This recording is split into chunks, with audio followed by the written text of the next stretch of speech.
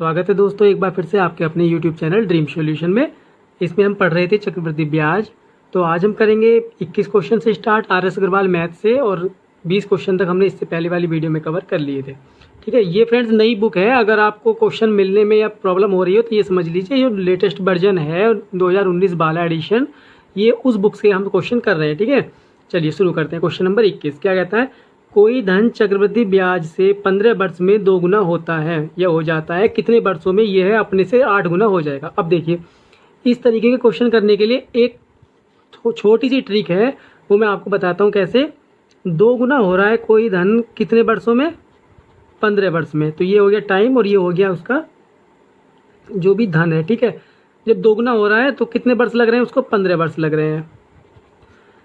हमको करना है आगे क्वेश्चन में क्या कहा है, कितने वर्षों में यह 8 गुना हो जाएगा। 8 गुना करना है हमको। कितना? 8 गुना।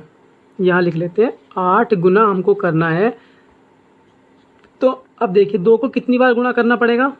2 को 2 से गुणा करा तो 4 बार हो गया, लेकिन हमको चाहिए 8 गुना, तो एक बार और करना पड़ेगा। यानी हमसे कितनी बार गुणा करना पड़ा? यानी तीन बार हो गया। 2 दूनी 4 दूनी 8। ठीक है, तो जितनी बार यहाँ 2 को गुणा करना पड़ रहा है उतनी बार हम क्या करेंगे, समय को जोड़ देंगे। यानी 15 + 15 + 15।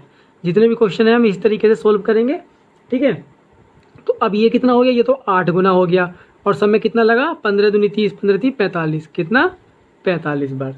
ठीक है, तो हम क्या कह सकते हैं कि धन हमारा जो है 8 गुना कितने वर्षों में हो जाएगा? 45 वर्ष में। बस इतना सा करना है, बाकी और इसमें कुछ नहीं करना। ठीक है ना, यानी ऑप्शन नंबर आपका डी क्या हो गया? करेक्ट हो गया। ठीक है, चलिए क्वेश्चन नंबर 22 करते हैं। क्वेश्चन नंबर 22 क्या कह रहा है? चक्रवृद्धि ब्याज पर जमा की गई 12,000 की धनराशि 5 वर्षों में कितनी दोगुनी हो जाती है? तो 20 वर्षों बाद ये कितनी हो जाएगी? देखिए, 20 वर्षों में करनी है ना, यानी कितनी दोगुनी कब हो रही है? दोगुनी हो रही है आपकी कितनी? 5 वर्षों में, है ना, 5 ईयर में। ठीक है, हमको चाहिए कितनी? हमको चाहिए 20 वर्ष में कितनी हो जाएगी? 20 वर्ष में वो कितनी हो जाएगी? इसको भी ऐसे ही करेंगे जैसे क्वेश्चन नंबर इससे पहले किया था, यानी 21 क्वेश्चन में किया था। अब देखो, जब 20 कितना पूछा है क्वेश्चन में? 20 वर्ष बाद। और यहाँ पर समय कितना है? यहाँ पर है 15 वर्ष। ठीक है ना, 15 है ना, सॉरी 5 वर्ष है, यहाँ पर 5 वर्ष है। तो देखिए, इसके नीचे यहीं लिखते हैं, इसको फिर से काट देते हैं एक बार। क्या 2 वर्ष में कितना हो गई? मतलब 2 गुनी हो गई 15 वर्ष में। तो फिर से 15 लिखा जा रहा है फ्रेंड्स। तो 20 साल में कितनी राशि होगी? हमसे पूछा है राशि। दुगनी हो रही है 5 वर्ष में, है ना, तो 20 वर्ष में कितनी राशि हो जाएगी? तो देखिए, यहाँ पर समय को हमने क्या किया था? ऐड किया था। ठीक है, तो ये समय कितनी बार यहाँ पर ऐड हुआ? 20 को हम क्या लिख सकते हैं? 5 + 5 + 5। ठीक है, तो राशि को भी क्या, राशि को इतने से गुणा करना पड़ेगा। तो यानी 2 गुणा 2 गुणा 2 गुणा 2, 4 बार गुणा कर दिया हमने। ठीक है, तो राशि हमारी कितनी हो गई? 2 दूनी 4 दूनी 8 दूनी 16। कितनी हो गई? ये 16 गुना हो गई। ठीक है, तो राशि कितनी थी हमारी? राशि थी 12,000 की। ठीक है, तो 12,000 को हम क्या कर देंगे? 16 से गुणा कर देंगे, तो हमारी राशि निकल जाएगी। यही तो किया, और कुछ नहीं था। बस इसमें क्या था, समय दे रखा था, उसमें क्या था, उसमें 2 गुना से 8 गुना हुई थी। तो इसमें हमने समय को जोड़कर क्या निकाला? जितनी बार मतलब जोड़ा उतनी बार हमने क्या किया? उसको गुणा कर दी। तो 12,000 को 16 से गुणा करनी पड़ी हमको बराबर करने के लिए समय। ठीक है, तो बस उसको क्या करेंगे, हम आंसर कर देंगे कितना, यानी इसकी गुणा करेंगे तो कितना आएगा? 16 दूनी 32 और 16 एकम 16, 17 18 19। तो ये क्या आ गया? 19,200। यानी ऑप्शन नंबर आपका क्या हो गया? करेक्ट। 1,92,000 ये आ गया आपका डी ऑप्शन। ठीक है, यानी आपका डी ऑप्शन क्या हो गया? करेक्ट हो गया। समझ पा रहे हैं आप क्वेश्चन को? क्या था पहले क्वेश्चन में? क्या दे रखा था हमको? 2 गुना से 8 गुना करना था, तो हमने इसको बराबर किया। ठीक है, और इस क्वेश्चन में क्या दिया?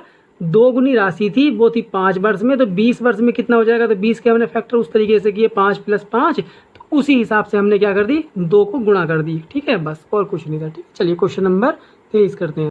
क्वेश्चन नंबर 23 कह रहा है, सोनिका ने 2 वर्ष के लिए 5800 रुपये का निवेश किया। 2 वर्ष के अंत में चक्रवृद्धि ब्याज कितना है? 594 रुपये 50 पैसे किस वार्षिक दर पर मिलेगा? ठीक है, इतना ब्याज चाहिए हमको, उसकी दर पूछिए हमसे। तो देखिए, इसके क्वेश्चन को हम कैसे करेंगे। 2 वर्ष का हमको क्या दे रखा है? CI दे रखा है। 2 वर्ष का CI वो कितना दे रखा है? 500 ₹94.50, है ना। तो अगर हम कहें 1 वर्ष का CI कितना होगा, वो हो जाएगा, अगर इसका आधा करेंगे तो कितना होगा, 2 दूनी 4, 2 नम 18, तो 7 14, यही तो होगा ना, 0.25। ये 1 वर्ष का हो गया। तो हम क्या करेंगे, हम इसको एक एक्यूरेट मतलब एक अप्रोक्स वैल्यू मान लेंगे। वो कितना, इससे कम ही मानते हैं हमेशा, तो वो कितनी हो जाएगी, 290 मान लेते हैं, ठीक है ना, बाकी हम छोड़ देते हैं। तो 290 क्या हो गया, 1 वर्ष का हो गया चक्रवृद्धि ब्याज, ठीक है। तो अब देखिए 290 अगर हम यहाँ लिखें, ये पहले वर्ष का हो गया और ये दूसरे वर्ष का हो गया 290, क्योंकि हमारा क्या होता था, ये पहले वर्ष में क्या मतलब क्या होता है, CI तो हमेशा क्या होता है, सेम होता है फर्स्ट ईयर में भी और सेकेंड ईयर में भी। तो ये दोनों मिलाकर फिर भी कितना हो रहे हैं, ये दोनों मिलकर हो रहे हैं 9 दूनी 18 यानी 580, ठीक है। और ये कितना था, 594।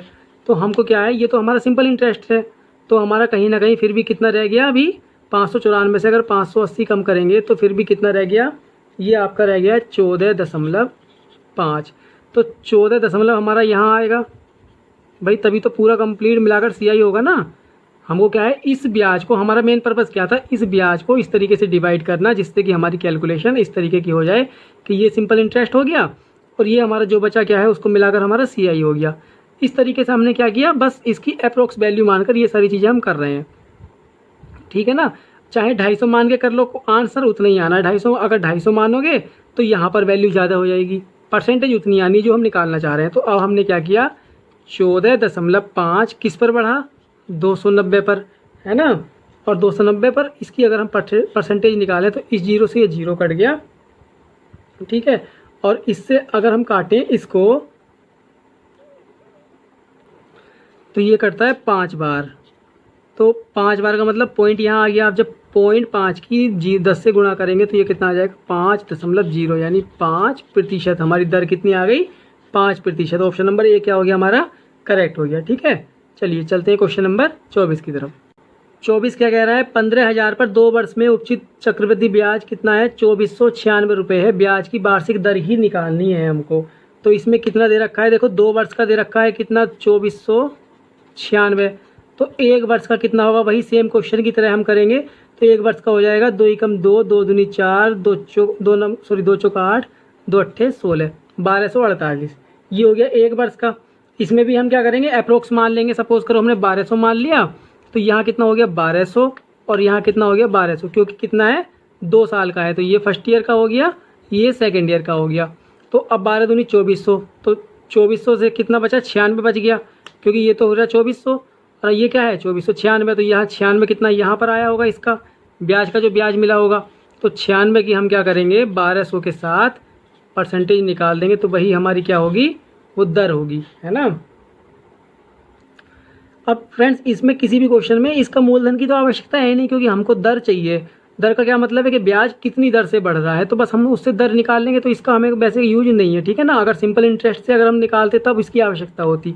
तो ये क्या था, ये 2 जीरो से 2 जीरो, 12 अट्ठे 96। तो ये कितना आ गया आपका, 8% आपकी दर आ गई, यानी ऑप्शन नंबर ए इसमें भी क्या हो गया, करेक्ट हो गया, ठीक है। चलिए क्वेश्चन नंबर 25 करते हैं। क्वेश्चन नंबर 25 क्या कह रहा है, किसी धन पर 5% वार्षिक दर से 2 वर्ष के चक्रवृद्धि ब्याज तथा साधारण ब्याज का अंतर कितना है, 35 है। यानी CI माइनस SI वो कितना दे रखा है, 35। तो वह धन कितना है, दर कितनी है आपकी, वो है 5%। 5% का मतलब 5/100, या इसको हम कह सकते हैं 1/20, ठीक है। अब 2 वर्ष का है, तो इस ये हमारा P होता है, ये हमारा इंटरेस्ट होता है या A होता है, ठीक है ना। एक ही होता है दोनों में से। अगर कम होता है तो इंटरेस्ट और ज़्यादा होता है तो 20 से, यानी हर से ज़्यादा होता है तो अमाउंट। तो ये हमारा क्या हो गया, इसको मैं P मानूँ तो, लेकिन कितने वर्ष का है, 2 वर्ष का। जैसे हमने इससे पहले क्वेश्चन में किया था पिछली वीडियो में, तो 2 वर्ष का है तो हमने पावर 2 लगा ली। तो हमने P बराबर कितना मान लेते हैं हम, 400, ठीक है। तो 400 का अब दर कितनी है, 5%। तो 400 का अगर हम निकालें 5% यानी 1/20 से अगर गुणा करें तो 20 दूनी 40, तो कितना आ जाएगा 20। तो फर्स्ट ईयर का तो आ जाएगा 20 और सेकेंड ईयर का भी क्या आएगा, सिंपल इंटरेस्ट 20। निकालना क्या है, हमको निकालना है मूलधन की राशि, है ना। तो अब इसका क्या होगा, इसका भी 1/20 आएगा यहाँ पर, तो इसका कितना यहाँ आ जाएगा 1। तो CI कितना आ गया कंप्लीट, CI आ गया आपका 41 और SI कितना आ गया, SI तो ये वाला है पोर्शन केवल, ये आपका आ गया 40, तो ये हमारा हमको क्या दे रखा है, ये दे रखा है 35। ठीक है, तो ये यहाँ पर 1 की वैल्यू कितनी आ गई 35, और हमको चाहिए कितनी, हमको चाहिए पी हमने कितना माना था 400, तो हमको चाहिए 400 की वैल्यू।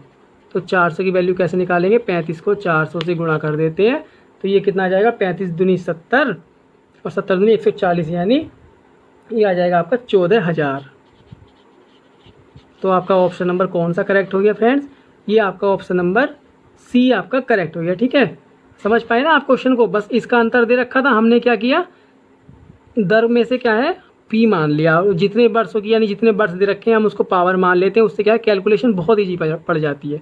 मानने को तो कुछ भी मान सकते हैं, लेकिन अगर हम यहाँ 20 मान के भी करते पी को, तो 20 का अगर हम क्या निकालते 5/20 निकालते, तो यहाँ पर तो 1 आ जाता, फिर यहाँ पर क्या आता पॉइंट में आंसर आता, मतलब पॉइंट में ब्याज आता, उसकी कैलकुलेशन हार्ड पड़ती। तो इसलिए क्या किया हमने, कैलकुलेशन ईजी करने के लिए इसकी पावर 2 मान लेते हैं। ठीक है ना, चलिए चलते हैं क्वेश्चन नंबर 26 की तरफ। क्वेश्चन नंबर 26 क्या कह रहा है, 5,000 का 1.5 वर्ष में 4% वार्षिक दर से चक्रवृद्धि ब्याज का अंतर कितना होगा जबकि ब्याज क्रम से वार्षिक और छमाही दे हो। अब इसमें देखिए 5,000 का है और दर कितने प्रतिशत है, 4% वार्षिक दर से। तो अगर हम निकालें इसका 4%, तो 4% कितना आएगा 4/100, तो यानी 2 0 से 2 0 यानी 5 चौक 20, वो कितना आ जाएगा 200 रुपये। 200 रुपये कितना होगा, वो होगा 1 वर्ष का। ठीक है ना, और इसका अगर छमाही निकालें, छमाही की जहाँ बात की गई है, क्योंकि वार्षिक और छमाही दे पूछा है, तो जब छमाही की बात होगी तो छमाही कितने होंगे एक साल में, एक साल में कितने होते हैं 2, तो दर कितनी हो जाएगी हमारी, 2 से अगर भाग करेंगे तो 4/2 बराबर 2% की दर लगेगी, है ना।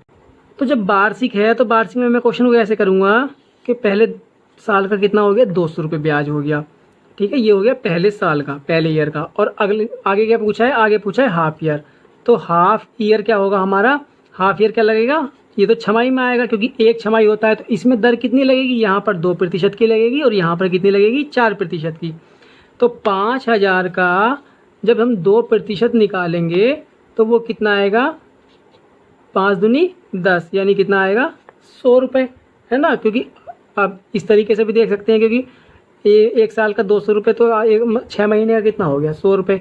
ठीक है, तो ये तो हो गया हमारा सिंपल इंटरेस्ट। और इस पर अगर ब्याज लगेगा तो वो कितना लगेगा, जब यहाँ पर देखो इस रो में आ गए ना, तो यहाँ पर दर कितनी है 2% की। ठीक है, तो इस पर 200 का 2% कितना होगा 4 रुपये। ठीक है, तो इसका अगर हम कुल कैलकुलेशन करेंगे तो 100 200 300, ये कितना आ जाएगा 304 रुपये। तो ये तो आ जाएगा जब वार्षिक दर होगी। अब हमसे कहा है कि जब ब्याज छमाही दे हो, तो छमाही में तो सारी दर कितनी हो जाएगी 2% की हो जाएगी छमाही में, तो इस प्रकार से 2% की। और छमाही में हमारे कितने होंगे, हमारे होंगे 3 छमाही। कितने, 3 छमाही होंगे। भाई एक साल में 2 छमाही होते हैं, साल है 1.5, तो 1.5 साल में कितने हो गए 3 छमाही हो गए। तो इसमें क्या है, मैं क्वेश्चन को इस तरीके से सोल्व करूंगा। ये तो आ गई पहली छमाही, ये दूसरी और ये तीसरी। ठीक है, तो पहली छमाही में कितना ब्याज दर होगा, यानी 5,000 का हम निकालेंगे अब 2%। तो ये 2 0 से 2 0, 5 दूनी 10, यहाँ कितना आएगा 100 रुपये यहाँ मिलेंगे, 100 रुपये यहाँ मिलेंगे, 100 रुपये यहाँ मिलेंगे, क्योंकि 3 छमाही है। इससे इसका भी 2% आएगा, तो यहाँ कितना आएगा 2, और यहाँ कितना आता है 4, क्योंकि जब दर सेम होती है। और जब इसका भी अगर हम 2% निकालेंगे तो वो कितना आएगा, वो आएगा 0.04 रुपये। ठीक है, तो अगर हम इसका सारा कैलकुलेट करते हैं तो 300 तो ये हो गए, और 4 2 6 ये हो गए, यानी 306.04। ये तो हमसे पूछा है इन दोनों का अंतर। क्वेश्चन में क्या पूछा है, चक्रवृद्धि ब्याज का अंतर कितना होगा जब वार्षिक और छमाही दे हो। तो इससे हम क्या करेंगे 304 कम कर देंगे, तो 304 कितना आ जाएगा कम करने के बाद, ये आपका आ जाए, इसमें से अगर हम ये कम करें तो ये आ जाएगा 2 रुपये 4 पैसे। ठीक है, तो ऑप्शन नंबर आपका कौन सा करेक्ट हो जाएगा, यानी ऑप्शन नंबर ए इसमें क्या हो जाएगा करेक्ट हो जाएगा। आप समझ पाए, एक बार तो हमने 4% की दर मान ली वार्षिक। ठीक है, तो उससे तो ये आ गया 1.5 साल का ब्याज। ठीक है ना, क्योंकि आधे साल का तो हम छमाही मान के नहीं करेंगे ना, आधे साल का हम क्या करेंगे छमाही मान के करेंगे, तो उससे तो ये आ गया। अगली बार हमने दर ली छमाही, यानी ब्याज जब छमाही दे हो तो 2% की दर लगेगी, तो उससे हमारा ब्याज ये निकल कर आ गया, दोनों का अंतर कर दिया बस। ठीक है ना, चलिए क्वेश्चन नंबर 27 करते हैं। क्वेश्चन नंबर 27 का कह रहा है वह धन कितना है जिसका दूसरे वर्ष का चक्रवृद्धि ब्याज 10% वार्षिक दर से 132 है। अब दर कितनी है हमारी, आर बराबर है 10%, तो ये कितना आ जाएगा 10/100 यानी 1/10 आ जाएगा। 1/10 का मतलब क्या है, अब दूसरे वर्ष का पूछा है तो ये हमारा पी मान लेते हैं। तो पी बराबर अगर हमने 10 माना है जबकि दूसरे वर्ष का पूछा है तो हम इसकी पावर 2 कर देंगे, तो कितना माने हम 100 मान लेते हैं पी बराबर, ठीक है। तो इसका 10% कितना होगा, पहले में 10 रुपये, ठीक है, और दूसरे साल में कितना होगा, ये पहले में ये दूसरे में भी क्या होगा 10 रुपये। तो इसका 10% कितना आएगा यहाँ पर 1 रुपया, ठीक है। तो चक्रवृद्धि ब्याज ये किसके बराबर हो गया, ये हो गया 21 के बराबर, ठीक है। 10 10 20 और 1 21 हो गया, ठीक है। तो लेकिन हमसे पूछा, हमसे क्या हमें दे गया रखा है, क्वेश्चन में दे रखा है दूसरे वर्ष का, तो ये तो हो गया कंप्लीट। लेकिन दूसरे वर्ष का कितना होगा, 10 + 1 बराबर 11। 11 की वैल्यू हमको कितनी दे रखी है 132। तो हमसे पूछा है वह धनराशि कितनी है, तो वह धनराशि हमने कितनी मानी है 100 मानी है। तो हम जब इसकी 100 जब जो मानते हैं हम उसकी वैल्यू निकाल लेते हैं। तो जब जो 100 मानी है उससे हम क्या करेंगे भाई, यहाँ पर 11 की वैल्यू 132 है तो 1 की वैल्यू कितनी होगी 132/11 यानी 11 कम 11 तो 11 दूनी 22 यानी 1 की वैल्यू 12 के बराबर है। तो 100 की वैल्यू कितनी होगी, ये होगी 12 गुणा 100 की यानी 1200 के। तो आपका आंसर कौन सा हो जाएगा, ऑप्शन नंबर बी आपका क्या हो जाएगा, करेक्ट हो जाएगा, ठीक है। चलिए क्वेश्चन नंबर 28 करते हैं। क्वेश्चन नंबर 28 कह रहा है किसी धन पर एक निश्चित दर से 2 वर्ष का साधारण ब्याज 120 रुपये तथा चक्रवृद्धि ब्याज 129 रुपये है, ब्याज की वार्षिक दर क्या है। तो जब ब्याज की वार्षिक दर पूछी है और इसमें दिया क्या है 2 वर्ष का एसआई कितना दिया है, एसआई दिया है 120 रुपये, तो वो 1 वर्ष का कितना होगा, वो होगा 60 रुपये, ठीक है। और 2 वर्ष का सीआई कितना दिया है, वो दिया है 129 रुपये, और 1 वर्ष का कितना होगा, इसमें 1 वर्ष का पैसे नहीं निकालते हैं, हम क्या करेंगे, देखिए हमको क्या है एसआई मिल गया, तो एसआई क्या करेंगे, देखो एसआई तो पहले साल भी और दूसरे साल भी क्या होता है सेम होता है, ठीक है ना, 60 60 120। तो अब जब हमारा सीआई 129 दिया है तो सीआई हमारा कंप्लीट होता है, तो जो हमारी यहाँ वैल्यू है हम लोग एक्स मान लिया हमने, तो ये दोनों का योग मिलाकर यानी तीनों का योग मिलाकर कितना 129 होना चाहिए। तो 120 बैठ रहा है तो यहाँ क्या होगा, यहाँ 9 होगा। ऐसे क्वेश्चन तो आप काफ़ी कर चुके हैं ना। जब 9 होगा तो 9 कितने में से है, 60 में से है, यानी 60 पर ब्याज मिला है कितना 9 गुणा 100 कर दें तो हमारी परसेंटेज आ जाएगी दर की, यानी ये 0 से 0, 3 दूनी 6 और 3 तिया 9 और 2 पंजे 10, यानी कितना हो जाएगा 5 तिया 15%। दर क्या आ जाएगी हमारी 15%, यानी ऑप्शन नंबर डी क्या हो जाएगा, करेक्ट हो जाएगा, ठीक है। चलिए क्वेश्चन नंबर 29 करते हैं। क्वेश्चन नंबर 29 कह रहा है 1025 रुपये का ऋण 2 बराबर वार्षिक किस्तों में चुकाना है। यदि चक्रवृद्धि ब्याज की दर कितनी है 5% वार्षिक हो तो प्रत्येक किस्त का मान कितना होगा। अब देखिए जितने भी किस्त वाले क्वेश्चन हैं हम क्या करेंगे, उसमें दर हमारी कितनी दे रखी है 5%, तो इसको मैं क्या लिख सकता हूँ 1/20, यानी अगर हम इसको बटे में 100 करेंगे तो 5 दूनी 10 यानी कितना आ जाएगा 1/20। ये क्या है हमारा पी और ये क्या है ब्याज, तो हमारा अमाउंट कितना होगा, अमाउंट होगा 21 रुपये, है ना। ऐसा मान लीजिए अगर 20 रुपये हमारा क्या है मूलधन है तो हमको मिश्रधन यानी ब्याज सहित कितना देना होगा 21 रुपये। तो ये हम क्या होगा 20 रुपये हमारा क्या होगा, ऋण हमने 20 रुपये का लिया है तब हमको 21 रुपये क्या देने होंगे किस्त में, यानी ऋण सहित कितने देने होंगे किस्त में देने होंगे। लेकिन ये कितनी है, ये है 2 किस्त, कितनी है 2, मतलब 2 बराबर किस्तों में चुकाना है, ठीक है। तो 2 का मतलब क्या है, जितना भी हम नीचे को बढ़ेंगे, ठीक है, अगर 2 किस्त होंगी तो 2 स्क्वायर करेंगे उसका 21 का स्क्वायर, तो इधर भी कितना होगा 20 का स्क्वायर, ठीक है। और अगर जितना भी मतलब नीचे को आते चले जाएंगे, जितने भी साल का समय दे रखा हो तो उसमें हम क्या करेंगे उसकी पावर इंक्रीज करते चले जाएंगे, यानी कह सकते हैं हम कि n वर्ष का कितना होगा 20 की पावर n और 21 की पावर n, इस तरीके से आप समझ सकते हैं। यानी जितने भी साल होंगे उतनी पावर यहाँ पर आ जाएंगी। तो हम क्या करेंगे यहाँ पर किस्त बराबर करेंगे, क्योंकि हमारी क्या कह रहे हैं कि 2 बराबर किस्तों में है, तो यहाँ पर किस्त कितनी है 21 की पावर 2, तो हम भी यहाँ पर क्या करेंगे 21 की पावर 2 ही करेंगे, यानी 21 से हमने यहाँ पर गुणा कर दी। तो हमको क्या है यहाँ पर भी क्या करनी पड़ेगी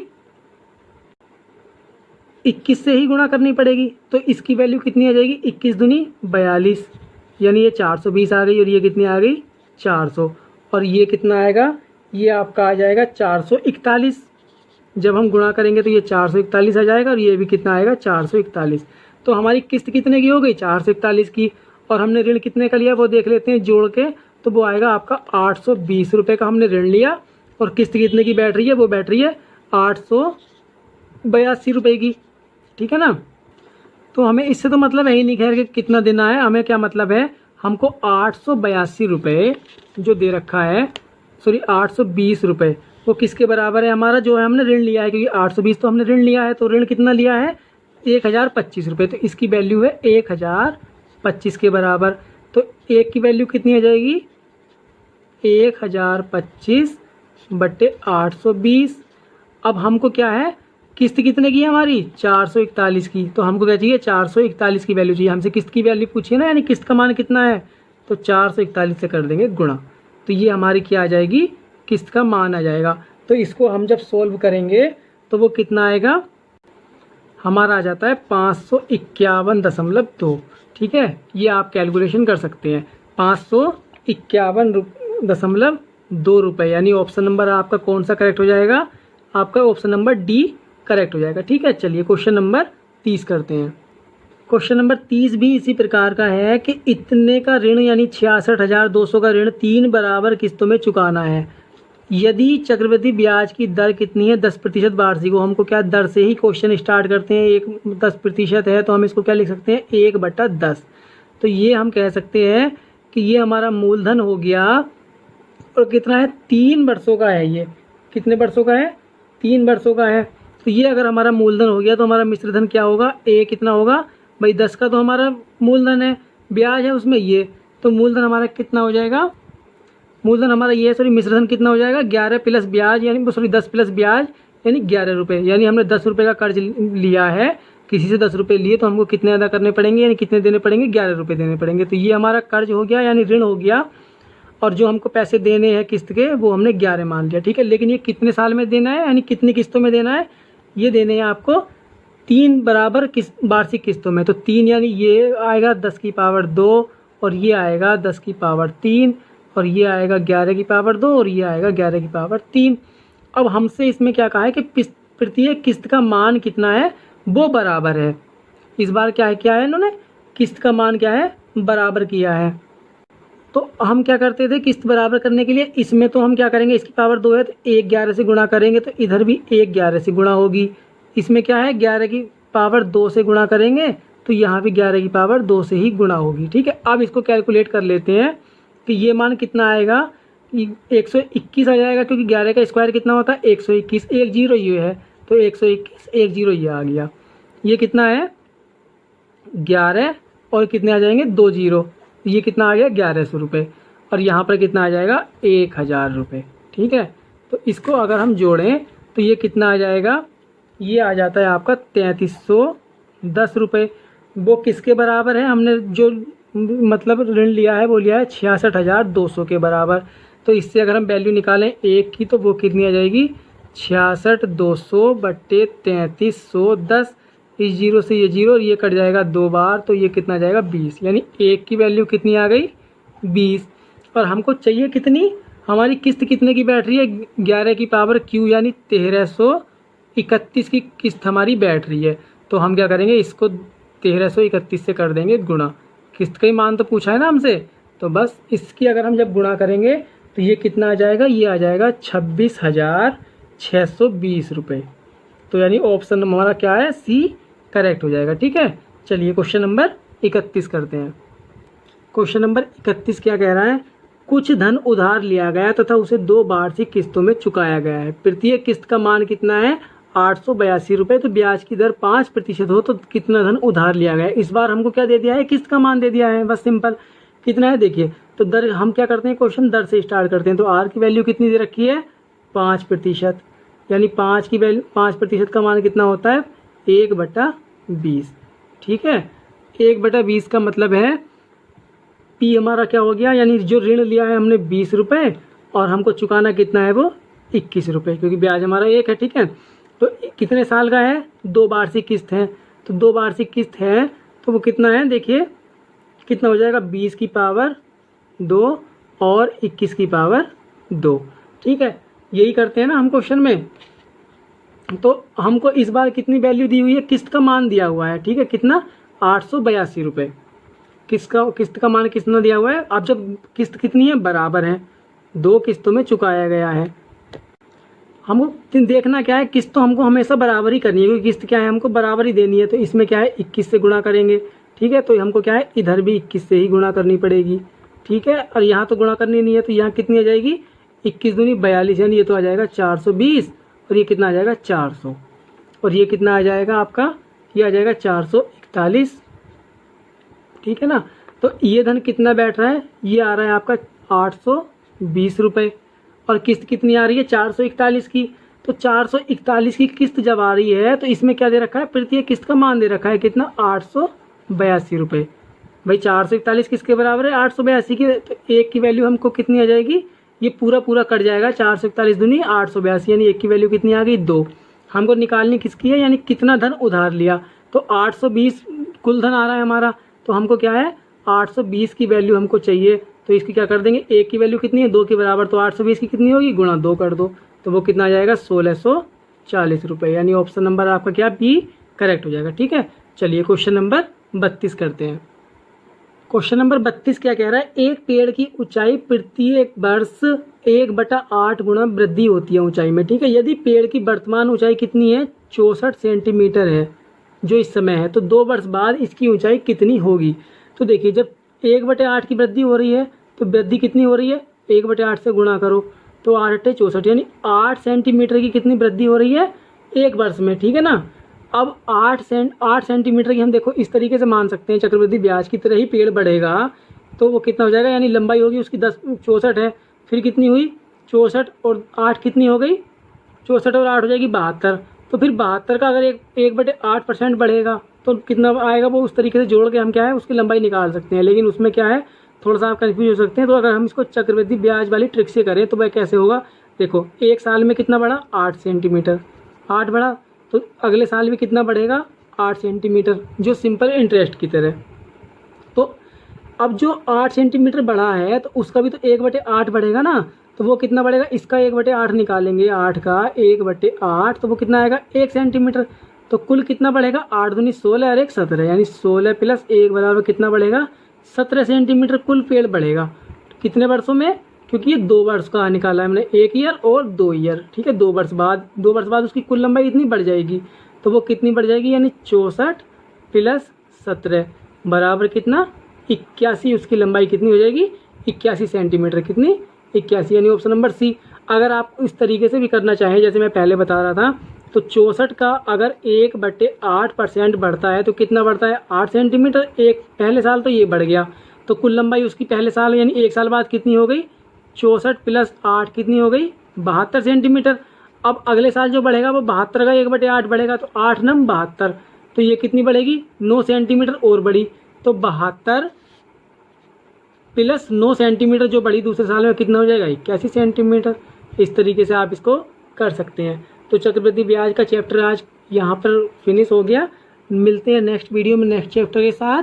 अगर आपको वीडियो अच्छी लगी है तो लाइक करें, शेयर करें और चैनल को सब्सक्राइब ज़रूर कर लें, क्योंकि आने वाले टाइम में हम लोग आपकी लाइव क्लासेस स्टार्ट करेंगे सभी कंपटीशन एग्जाम्स के लिए और सारे सब्जेक्ट के लिए, और अच्छे अच्छे टीचर्स आपको मिलेंगे, ठीक है। चलिए मिलते हैं नेक्स्ट वीडियो में, तब तक के लिए बाय बाय।